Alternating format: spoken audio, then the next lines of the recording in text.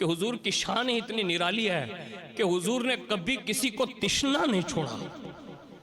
حق تو یہ ہے جو ازلی دشمن ہے جسے شیطان کہتے ہیں، حضور جب دنیا میں تشریف لائے وہ بھی آیا، کہا آپ رحمت بنا کر بھیجے گئے ہیں؟ کہا ہاں۔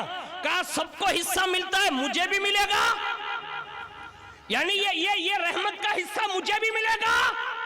اتنے میں قدرت نے جبریل کو جلدی سے بھیجا، کہا جا میرے محبوب کو جا کر یہ سلام دے اور پیغام دے دے اور اس ملعون سے کہلوا دے، اس ملعون کے بارے میں جو میں نے محبوب کو دیا ہے نا وہ پیغام دے دے۔ اور جیسے ہی جبریل آئے رسول اللہ کو بتایا، اور جبریل کے ذریعے حضور نے بتایا ہاں تجھے بھی میری رحمت کا حصہ دیا گیا ہے۔ یعنی یہ حضور کی شان ہے۔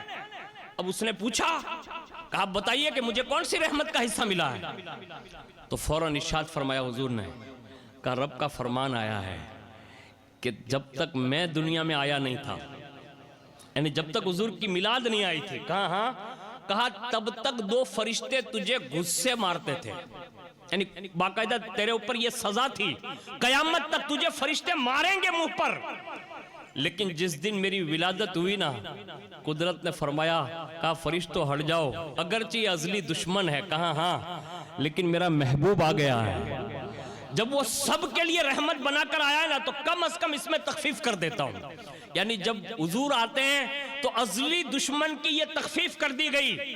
اب مجھے بتائیے اگر حضور کا امتی نعتیں پڑھیں، نعتیں سنیں اور حضور کا میلاد پڑھیں اور حضور کے نعتوں پر جمعے اور سبحان اللہ ماشاءاللہ کی صدائیں لگائیں، اور ہمارا تو وجدان یہ ہے کہ ہم یہاں سے پکارتے ہیں نا تو ہمارا نبی آج بھی سنتا ہے، اور کیسا سنتا ہے؟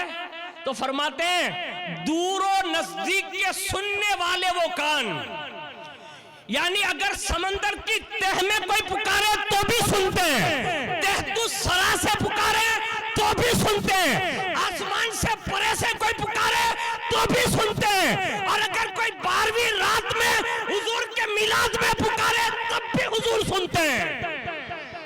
اور جب وہ اگر سن لیں تو پھر ان کی نگاہیں اٹھتی ہے تو کہتے ہیں جس طرف اٹھ گئی دم میں دم آ گیا، اس نگاہ عنایت پہ لاکھوں سلام۔